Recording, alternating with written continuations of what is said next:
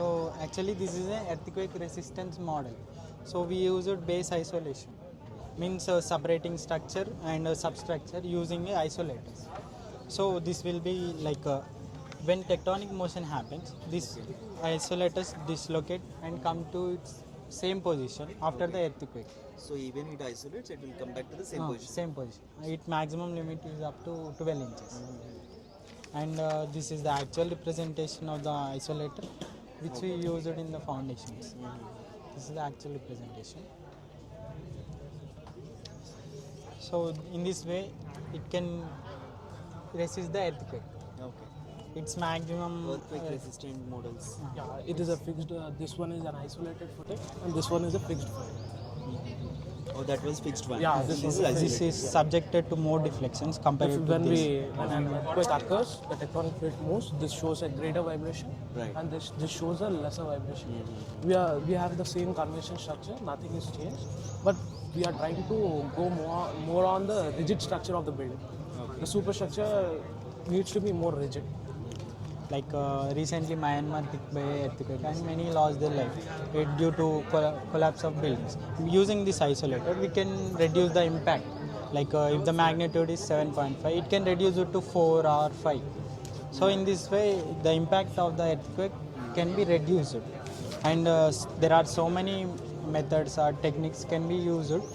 Some methods are like base isolation and adding dampers, like adding weight at the top. Okay. Adding weight at the top. The dampers are used at higher vibration areas. These isolators are used at lower vibration areas.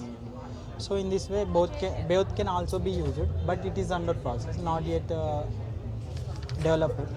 So we took an example of lead rubber to explain what happens inside the isolator. So lead is covered inside the isolator. Rubber is the outer coating and steel is the top, which provides support between structure and substructure. Lead absorbs energy due to earthquake, and rubber develops the motion, like it helps in the motion of the building. So in this way these three functions helps for the stability of the building. So this is how the isolator works, and these are the examples, applications where this isolator retrofitting. This was a heritage structure in USA. This one. In USA, it was an hall. So they have constructed this one. This one was a heritage structure. They have retrofitted. Already constructed structure was taken with the ground and constructed by lifting the structure and the foundation. They have put the lead rubber bearings in between those, and they have made this building now as an earthquake resistant building.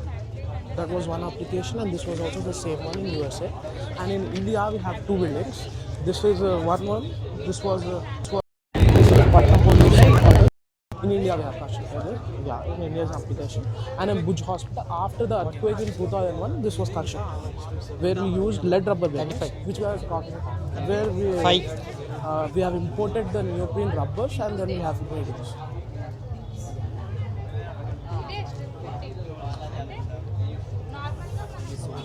There is elastometric rubber bearings, sliding bearings and friction isolators. So this is the inner part of the isolator, how it will look, and this is the friction pendulum. This is how it looks. So these are the presentations about the base isolation. Let's know about them. Tell about your name. So I am Ritvik. I am currently pursuing third year in civil engineering. Third year civil engineering. My name is Mohammad Mudassir Ali. I am third year regular civil engineering. Myself Mohanraj, I am pursuing civil engineering in the India. Once again,